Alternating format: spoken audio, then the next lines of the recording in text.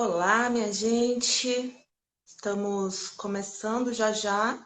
A gente vai ter agora o debate, né, a sabatina com Vera Lúcia, do PSTU, a nossa candidata à presidência da República. A gente está fazendo essa conversa aqui com o pessoal, né, assim, chamando os candidatos negros à presidência da República para poder apresentá-los, né, aos eleitores e também dar a oportunidade deles ter algum tempo, né, na imprensa, na mídia, e principalmente na mídia negra, porque o TSE, ele só permite e só é obrigatório ao TSE, quer dizer, o TSE só obriga, na verdade, as empresas de mídia a sabatinarem ou convidarem para os debates os candidatos que têm alguma representação no Congresso. Então, como a Vera Lúcia não tem ainda uma representação no Congresso, ela não tem tempo de mídia. Nem Léo Péricles, né, os nossos dois candidatos à presidência da República, pela PSTU e pela Unidade Popular. Então, a gente vai fazer hoje, agora, a sabatina com Vera Lúcia e amanhã nós vamos fazer a sabatina com o Léo Péricles às 19 horas, feito pelo nosso editor-chefe Pedro Borges, tá? Eu sou Thaís Rodrigues, eu sou repórter de política aqui em Brasília.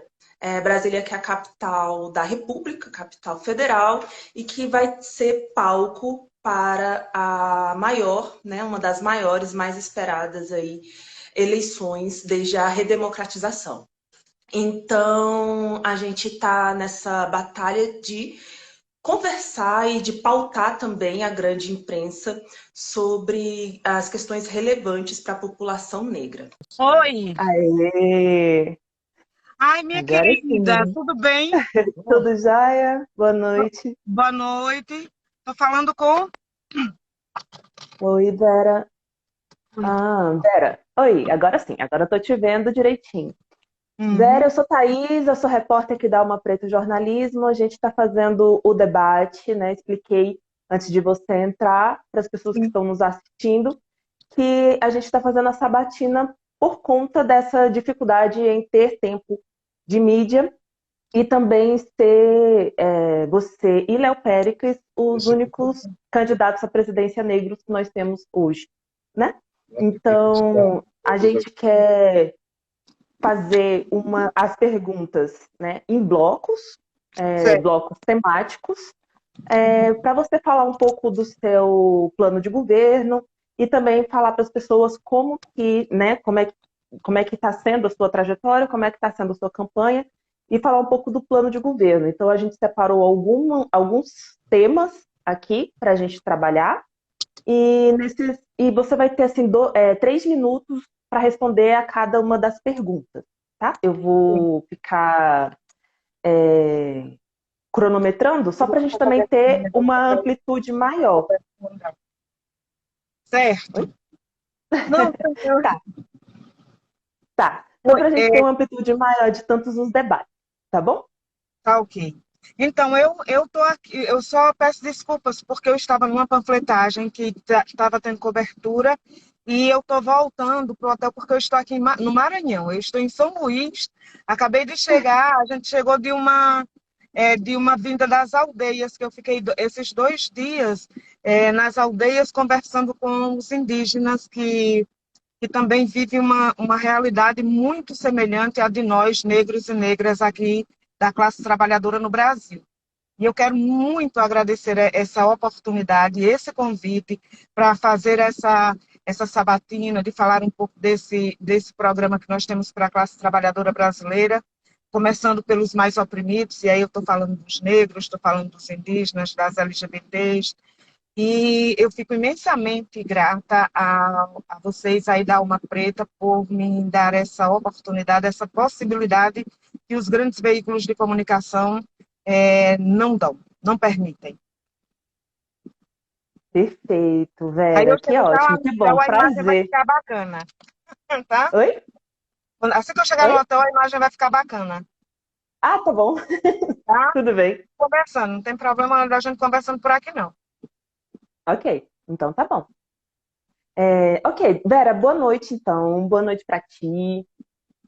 A gente começa assim com uma perguntinha sobre questões de fome e de trabalho, né? Aqui a gente percebe que a fome no Brasil ela tem aumentado muito, né? Ela tem cada vez ficado mais acentuada e a gente chegou a mais de 30 milhões de pessoas passando fome com uma margem de desemprego gigantesca, né? E com uns 9% agora que bateu, sendo ainda um dos países que mais tem desempregos. Então, assim, no seu governo, como que a gente vai fazer para que essa realidade ela seja revertida, tanto a realidade da fome quanto a realidade do desemprego no país? Esses são dois pontos centrais nas nossas vidas. Então, para resolver o problema da fome, de imediato, pegar os recursos que hoje o governo arrecada e manda para 5 bancos para amortizar, para pagar juros e amortizar a dívida pública, nós vamos pegar esses recursos, que é metade do orçamento praticamente, e vamos garantir um salário mínimo para todos os trabalhadores que estejam desempregados, todos e todas, indistintamente, até que volte a trabalhar.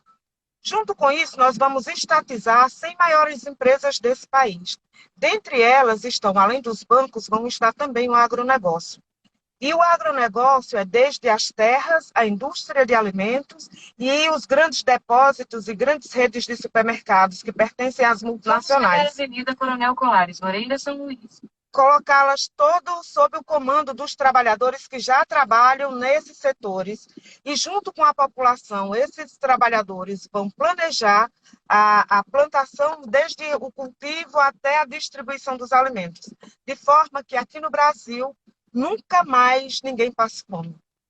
E esse controle pela classe trabalhadora é fundamental por eles que já trabalham lá, porque conhecem o serviço, e toda a população porque sabe do que precisa. Então, com isso, nós resolvemos o problema da fome, resolvemos com a estatização de todo o agronegócio, além de resolver o problema da fome, porque vai ser planejada a produção segundo as necessidades das pessoas, ainda devolvemos as terras dos indígenas, que até hoje vem sendo roubado paulatinamente desde que o colonizador botou o pé aqui, e garante também a titulação de todas as terras quilombolas.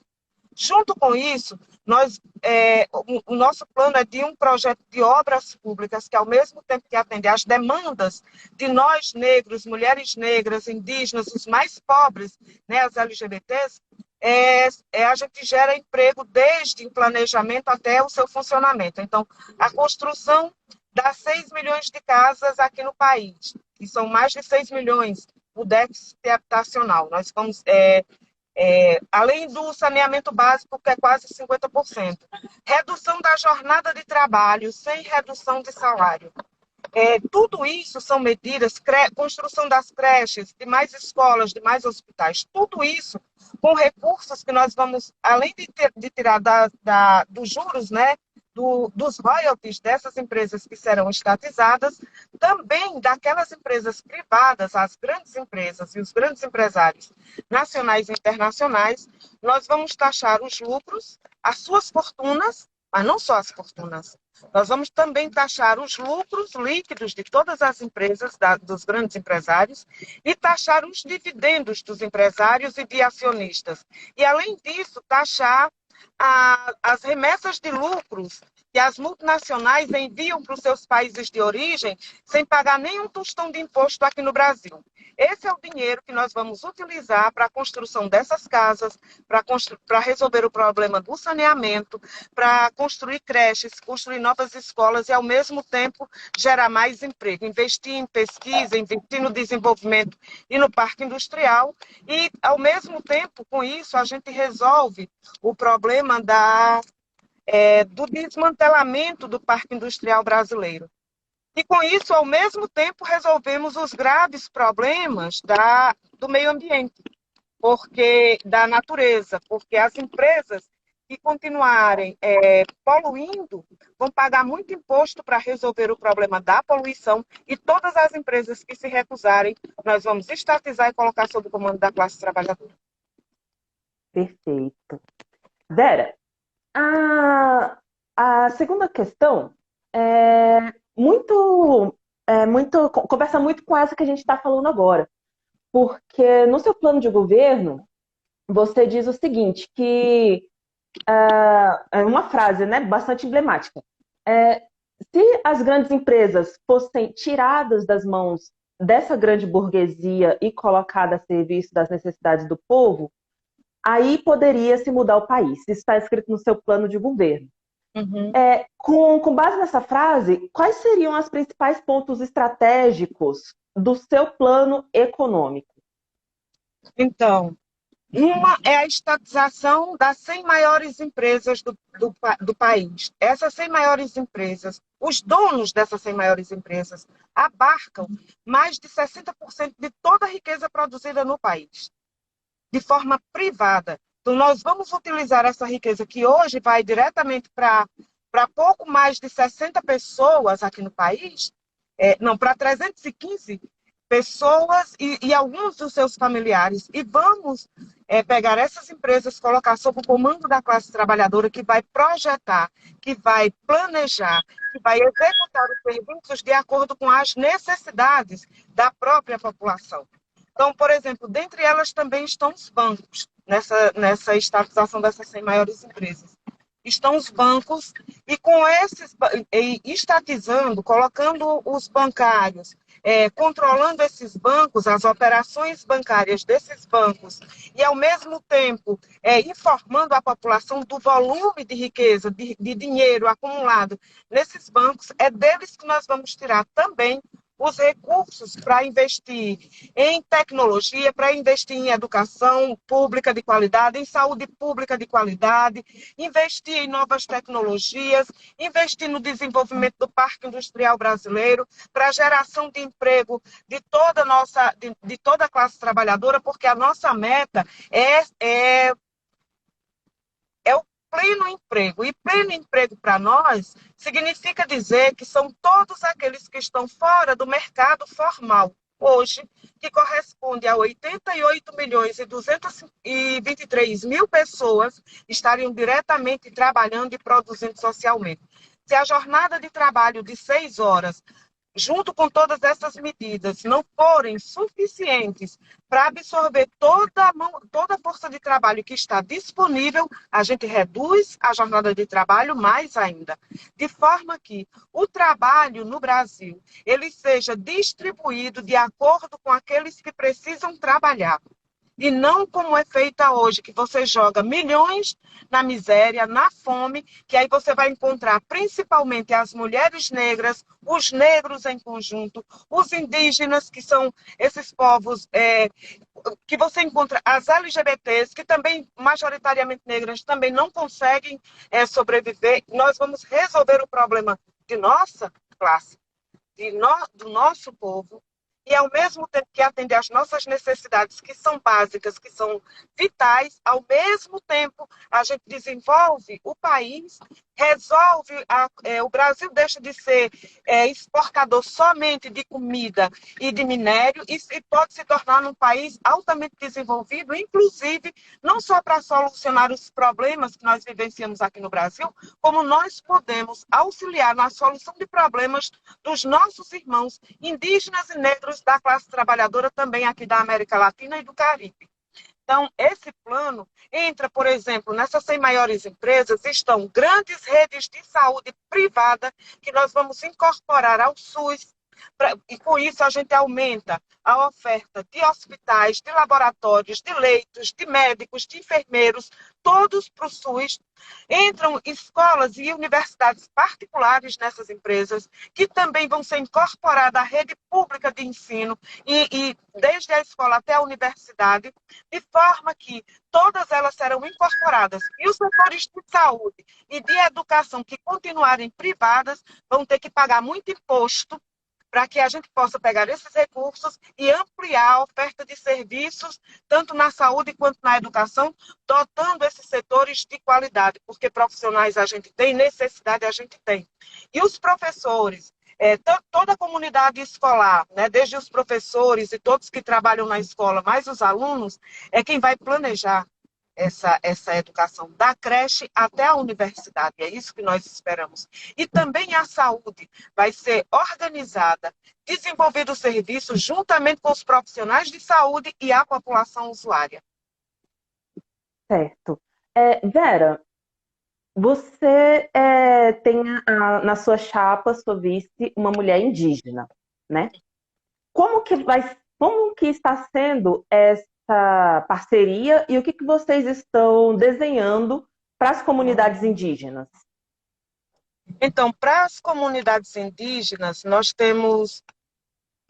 É um grave problema que nós precisamos solucionar, tanto com os indígenas quanto com os negros. E a primeira coisa a se fazer é devolver a terra dos indígenas. Então, a estatização do agronegócio, ao mesmo tempo que soluciona o problema da fome, porque hoje se produz muito alimento, Bolsonaro vive se orgulhando, né, dizendo que o Brasil está bombando e cita o agronegócio como grande exemplo, e está bombando mesmo, mas está bombando para os grandes empresários enquanto o povo passa fome, que Bolsonaro deveria ter vergonha na cara de falar um negócio desse. Então, ao mesmo tempo que a gente estatiza o agronegócio e soluciona o problema da fome, a gente resolve um problema grave, histórico, de mais de 5 séculos, que é de devolver as terras dos indígenas, que é de titular as terras quilombolas, porque isso é o mínimo que nós temos para fazer para esses povos, para aqueles que são nossos.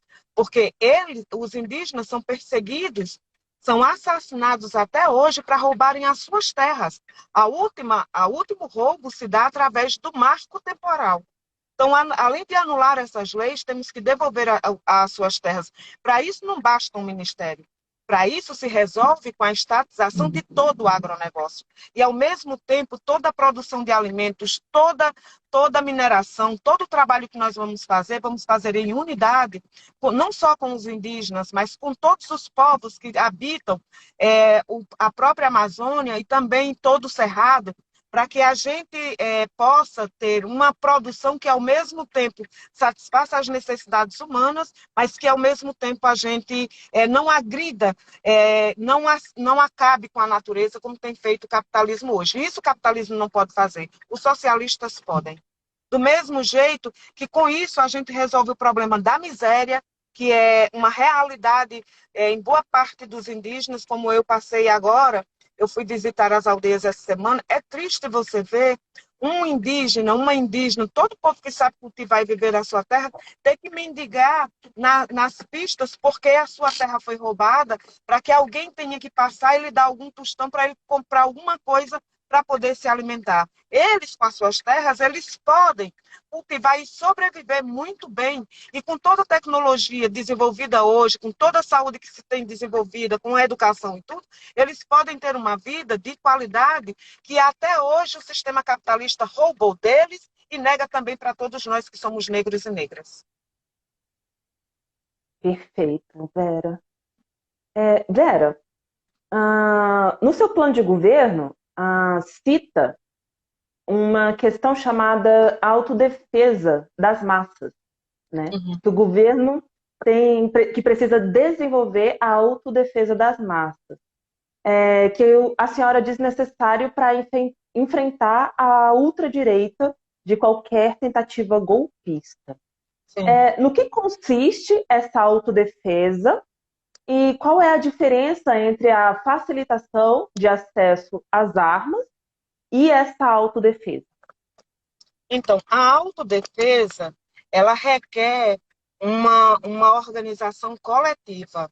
Ela requer que tanto nos bairros, mas também nas escolas, mas também nas fábricas, né, você planeje de forma que você garanta a segurança, principalmente nos bairros mais pobres das cidades, onde a polícia, quando vai lá, não é para garantir segurança, vai lá para abater o jovem negro que teve sua vida roubada por esse sistema social, que lhe nega condição de sobrevivência desde os seus pais até eles, e a única coisa que lhe oferece é uma bala para a morte ou então as cadeias. A juventude negra precisa se salvar desses crimes praticados pelo Estado brasileiro, porque aqui nesse país nós temos o Estado que é organizado e armado para proteger as grandes propriedades e atender os interesses dos grandes capitalistas, nacionais e internacionais.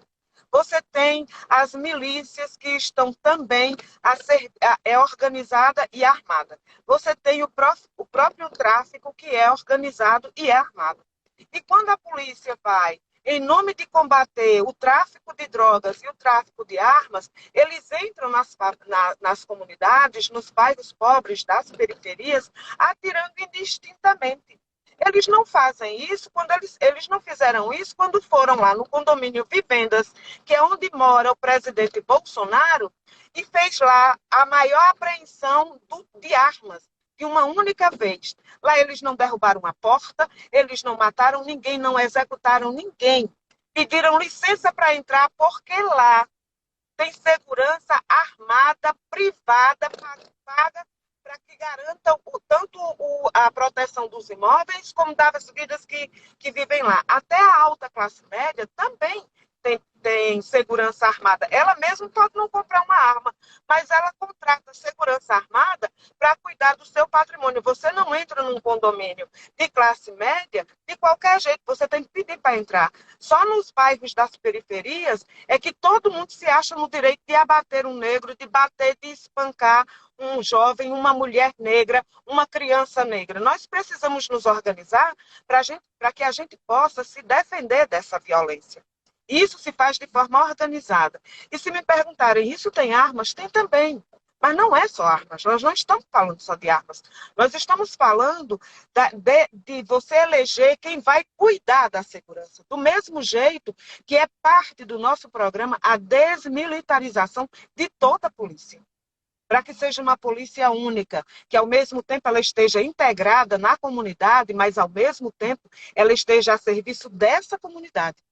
Que a comunidade é quem vai eleger, é quem vai discutir como é que vai ser a segurança, para que ela não seja acordada de madrugada com a troca de tiros. E por isso também passa, inclusive, nessa questão da autodefesa, acabar com o tráfico de drogas e de armas. E só existe uma forma, que é legalizar.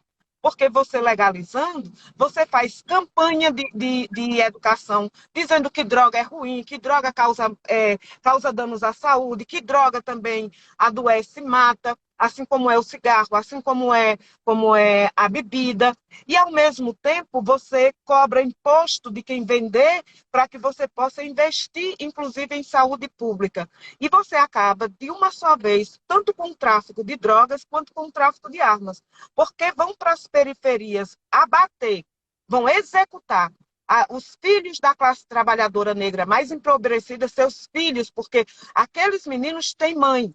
Nem sempre o pai está perto, porque o machismo muitas vezes impede isso e deixam as mães para cuidar desses filhos. Ela teve uma vida inteira de sofrimento para criar os seus filhos, o Estado nunca lhe assegurou nada. Quando entra lá é para matar.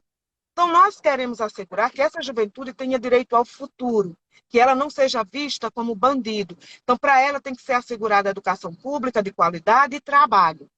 Ela tem que saber que ela vai crescer, ela vai trabalhar e vai se desenvolver.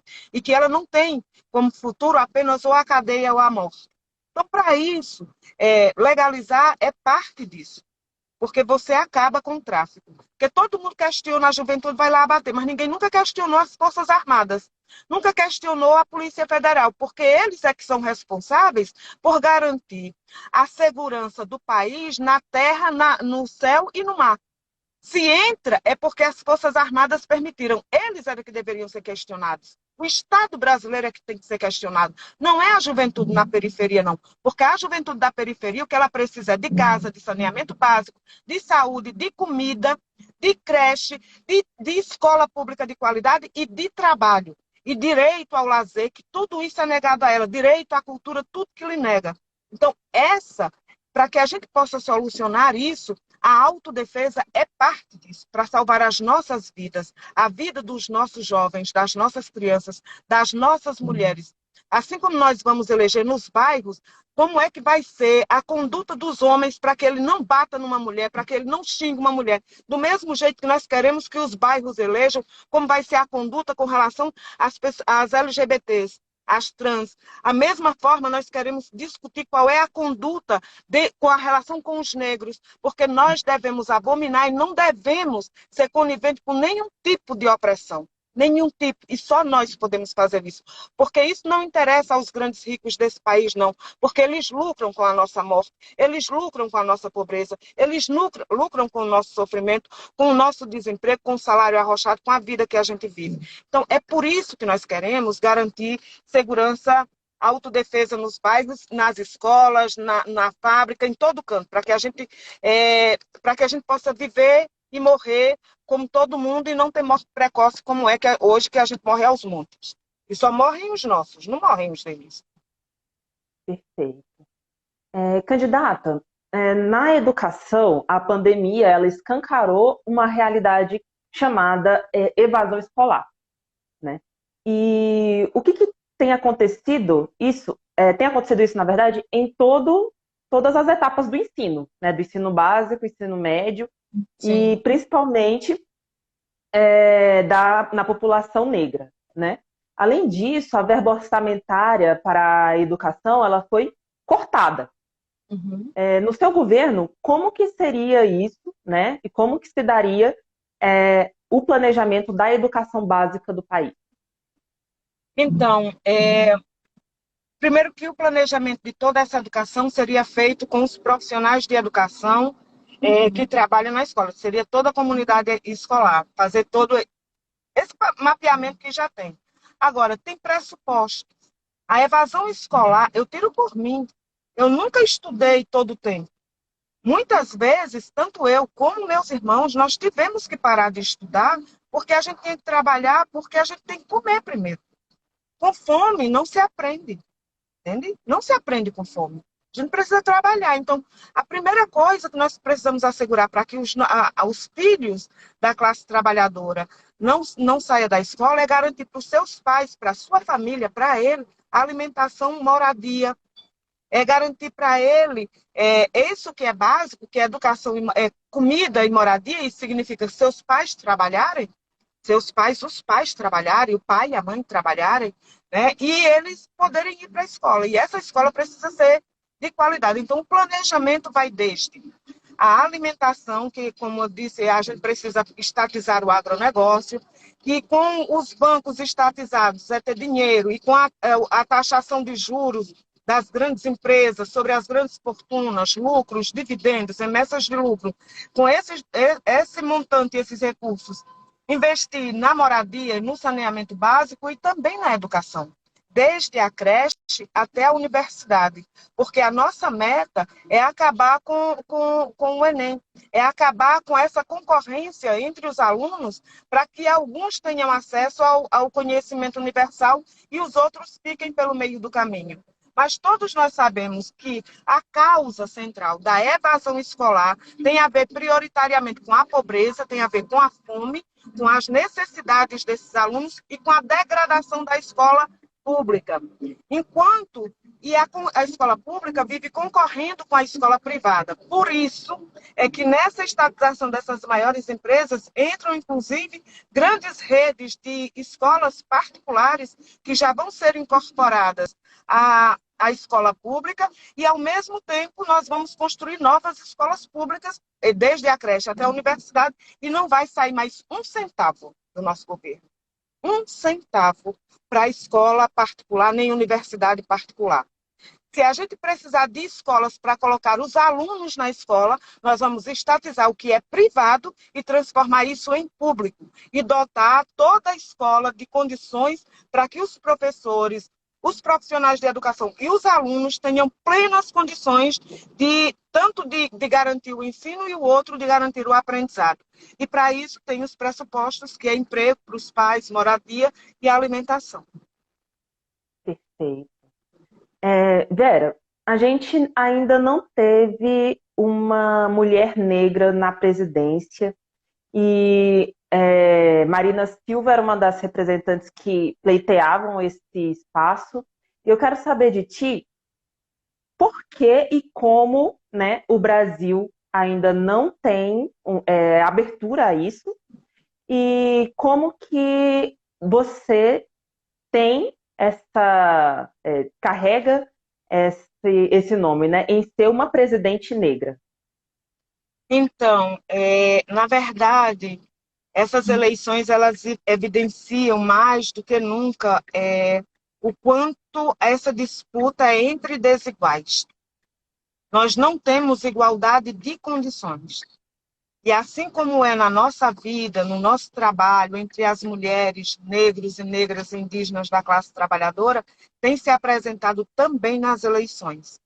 Tanto é assim que, por exemplo, vai ter debate agora, dia 29. Eu não vou estar no debate. Raquel, que é minha vice, que é uma indígena, não vai estar no debate. Péricles, que é um negro, que é pobre, da classe trabalhadora, não vai estar no debate. Nós não vamos estar no debate, mesmo que nós sejamos candidatos à presidência desse país e sejamos nós integrantes da maioria da população. E mais, nós conhecemos bem todos os problemas desse país, porque sobre nós se abatem todos os problemas mais graves desse país, que é a fome, que é moradia, que é emprego, que é saneamento, que é educação, que é saúde, que é transporte, tudo que nos falta, nós sabemos qual é a forma de resolver. Se esse povo fosse, como eles querem dizer o tempo inteiro, de que eles é que são capazes de administrar, que eles resolverão os problemas da gente, nós não teríamos problemas. Nós não teríamos problemas, porque eles estão governando esse país desde sempre. Desde sempre. Porque quem não governou diretamente legislou. A maioria, quem nunca esteve no comando desse país, são exatamente as 3 candidaturas da classe trabalhadora e os 2 negros que estão disputando essas eleições. Eu e Raquel somos integrantes de uma classe social que somos mulheres, uma negra e uma indígena. É uma chapa 100% feminina. Nós representamos a imensa maioria da população desse país, dos setores mais empobrecidos, dos setores mais perseguidos, mais explorados e mais oprimidos. Mas o mais importante disso é que o nosso projeto de sociedade, ele arranca da realidade no sistema, no interior da sociedade capitalista, mas, ao mesmo tempo, ele vai dotando essa mesma classe trabalhadora das condições para suplantar o próprio sistema capitalista e construir uma sociedade socialista onde nós possamos usufruir de toda a riqueza que a gente produz e não apenas que ela seja apropriada por um punhado de multibilionários nacionais e internacionais, enquanto a gente amarga todo tipo de sofrimento. Então, veja, o nosso projeto, além dele responder de forma concreta, imediata, os problemas que nós vivenciamos, ele ainda cria as condições para que a gente ultrapasse esse modelo de sistema social. Esse tipo de projeto não interessa para os grandes capitalistas. Nem interessa para os grandes capitalistas diretamente e nem interessa para aqueles que se julgam no direito de ser testa de ferro dele, como é boa parte da esquerda hoje capitalista, que hoje quer, na verdade, administrar o Estado capitalista para servir de amparo para as grandes burguesias nacional e internacional.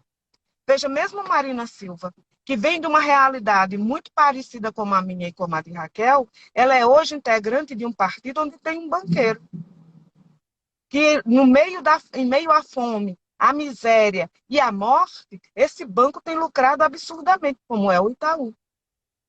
Né? Tem dono, por exemplo, da Natura, que tanto tem todo tipo de denúncia, inclusive de trabalhadores dessas empresas. Da forma, inclusive, como se apropria e explora os povos, principalmente nas florestas. Como é a vida daqueles que vivem nas florestas, onde eles vão lá buscar o material e desenvolver a sua marca nesse país e vender a preço caro, que muitas delas não têm sequer condição de comprar. Então, é com esse povo, nós não fazemos isso abraçado com esse povo. Sabe por quê? Porque, para que a gente possa resolver os problemas que nós vivenciamos, nós vamos ter que tirar deles, que até hoje tiraram de nós. A fortuna e o privilégio que eles têm é resultado do trabalho, da exploração e da opressão sobre nós. E para que a gente solucione os problemas que nós vivenciamos, nós temos que tirar, primeiramente, dessas 315 pessoas que são os mais ricos, digamos assim, nacional e internacional, que vivem aqui no país. E, ao mesmo tempo, nós precisamos criar condições para solucionar problemas que são nossos. Nós não podemos fazer isso abraçado com um banqueiro. Nós não podemos fazer isso abraçado com um grande empresário. Nós não podemos fazer isso abraçado com a direita. Nós não podemos fazer isso abraçado com o Centrão, como está fazendo Lula hoje, como está fazendo juntamente com ele o PSOL, o PCdoB. Não, não podemos. Por isso é que nós optamos, porque na política a gente faz opção. Nós optamos por defender a nossa classe social. Nós optamos por defender aqueles que trabalham e são explorados e oprimidos, porque é incompatível a satisfação das nossas necessidades de trabalhar, de morar, de comer, de vestir, de estudar e de ter saúde com os interesses dos grandes capitalistas com quem eles estão abraçados. Que, inclusive, tem companheiros que também são do movimento negro, que deveria se envergonhar de receber, por exemplo, como recebeu Douglas Belchior, quero aproveitar aqui para dizer, recebeu 250 mil, que a gente vai resolver a titulação das terras quilombolas. Como é que nós vamos dotar os negros das condições de sobrevivência abraçado com um banqueiro? Como é que nós vamos, de forma independente, defender o povo negro, defender a classe trabalhadora, defender os oprimidos, abraçado com os opressores? Nós não podemos fazer isso. Isso aqui tem lado. Nós somos uma sociedade dividida em classes sociais. Em classes sociais. O negro rico não tem a mesma realidade de uma mulher negra ou um homem negro pobre. Um jovem negro rico não vive a realidade de um jovem negro pobre ou trabalhador. São realidades diferentes, entendeu? Porque um é explorador e o outro é explorado. Então, não é somente a nossa cor que nos divide, é também a nossa classe social, entende? E é centralmente a nossa classe social. E aqui nós fizemos uma opção. Nós somos ela é uma chapa 100% feminina, negra, indígena, operária, a outra ela é pedagoga da classe trabalhadora. E nós queremos solucionar os problemas da classe trabalhadora tirando dos ricos, que para ficarem ricos nos condenam a esse tipo de sofrimento que nós vivemos. Aliás, eu só quero dizer uma coisa, desde que o sistema capitalista existe, que nós negros e indígenas nunca tivemos emprego. Porque para ele crescer e se desenvolver, ele teve que nos escravizar só aqui no Brasil, por quase 4 séculos. E os indígenas são perseguidos até hoje, do mesmo jeito que nós, que fomos jogados sem absolutamente nada. Nós não tivemos nenhum tipo de indenização, nenhum tipo de reparação. Então, estatizar essas empresas é o mínimo para reparar o mínimo daquilo que nós precisamos nesse país. Perfeito. Candidata, a gente está chegando no final, tá? A gente... Deixa eu acender essa luz para ver se ficou melhor. Ficou. Pronto. Eu vou terminar aqui também, porque senão vai dar trabalho. Vamos ficar aqui. Tá. A gente vai chegando no final. A Alma Preta agradece muito a sua participação, muito mesmo. Queria deixar aí os últimos minutinhos para que a senhora dê o seu recado, convide as pessoas, fale dos seus... nessa última semana, né, o que tem sentido dessa última semana de campanha e o que espera também para o próximo governo, seja lá quem a pessoa que for, né, para a cadeira principal. Sim. Para além de tudo isso que eu falei, nós precisamos ainda revogar as reformas, todas as reformas trabalhistas, todas as reformas da Previdência, a lei antidroga, a lei antiterror, a lei do ensino médio, ou seja, revogar a lei do marco temporal, tudo isso nós precisamos revogar. E nós podemos fazer isso, e só nós podemos fazer isso, porque só a nós interessa isso. E por fim, eu quero dizer a todos vocês que voto útil A utilidade do voto é naquilo que você precisa, no projeto que responde a necessidades que são suas. A utilidade do voto é votar na nossa chapa, porque nós apresentamos um projeto para o Brasil que responde aos problemas da fome, do desemprego, da moradia, do saneamento, da educação, da cultura, do lazer, porque são problemas nossos. E estamos dizendo que nós vamos ter que tirar dos ricos. E nós queremos que o conjunto da classe trabalhadora, para além de votar na nossa chapa, que é o número 16, também, ao mesmo tempo, se organize e se mobilize para que nós consigamos implementar esse projeto aqui no Brasil. Porque a nossa vitória não é somente a ganhar a eleição. A nossa vitória consiste nas nossas necessidades atendidas. Porque o governo a gente muda, mas a fome a gente só resolve com comida. O emprego a gente só resolve com trabalho. E é tudo que o sistema capitalista não pode mais nos oferecer. Não oferecia antes, não pode oferecer agora, que está no seu grau de... está caindo de podre. Então, para todas vocês que são negras, que são indígenas, que são LGBTs, que vêm de outros países, mas que já moram aqui há muito tempo, não só votem na nossa candidatura, divulguem para outras pessoas, fale do nosso projeto, fale do nosso programa, e mais do que isso, conversem conosco, e discuta conosco e construa conosco essa nova sociedade, porque ela é para nós, para que a gente possa sossegar a carne e possamos andar na rua com tranquilidade. Então, meus camaradas, meus queridos, muito obrigada a vocês da Alma Preta mais uma vez. Quero agradecer e dizer que no dia 2 de outubro, agora, nesse primeiro turno, é 16. É Vera e Raquel, para que a gente possa fortalecer esse projeto e dizer que os negros e as negras, os indígenas, têm candidatura. Aqui a gente não tem que escolher entre o menos pior. Não temos. Aqui nós temos um projeto de sociedade que responde às nossas necessidades. É 16. Obrigada. Perfeito. Eu agradeço muito. Boa noite e boa campanha, Vera. Obrigada, minha querida. Um cheiro para você e para todo mundo aí da live. Tchau, tchau.